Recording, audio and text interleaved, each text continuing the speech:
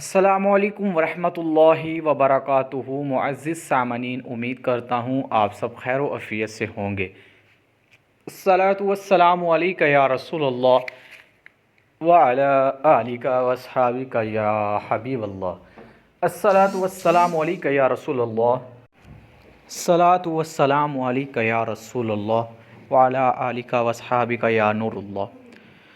दोस्तों, आज की इस वीडियो के अंदर जो मैं आपको बताने जा रहा हूँ वो ये है कि कौन से ऐसे मामलात और कौन सी ऐसी बातें हैं जो जिनको करने से हर इंसान जो है जन्नत का मुस्तहिक बन सकता है।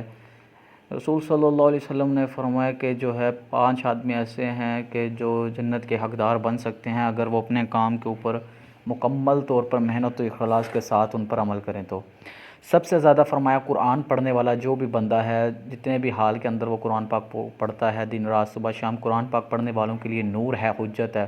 जो कुरान पाक पढ़ता है क़यामत के लिए उनके दिन हुज्जत होगी, नूर होगा। और जो कुरान पाक की तिलावत नहीं करते, नमाज नहीं पढ़ते, उनके लिए ना क़यामत के दिन कोई नूर होगा, ना कोई उनके लिए कोई हुज्जत होगी। हुज्जत से मुराद है उनके लिए एक मददगार साबित होना। तो जो बंदा भी कुरान पाक को पढ़ता है तो कुरान पाक उसके लिए क़यामत के दिन जो है मददगार साबित होगा। दूसरा फरमाया ज़ुबान को फ़जूल बातों से रोकने वाले पर।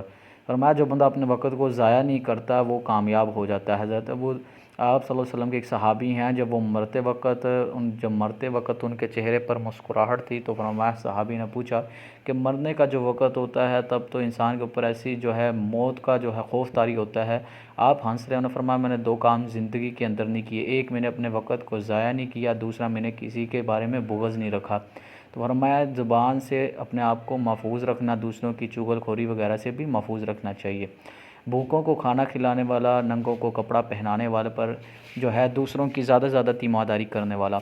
और आखिर में फरमाया रसूलुल्लाह सल्लल्लाहु अलैहि वसल्लम पर दुरूद शरीफ पढ़ने वाला।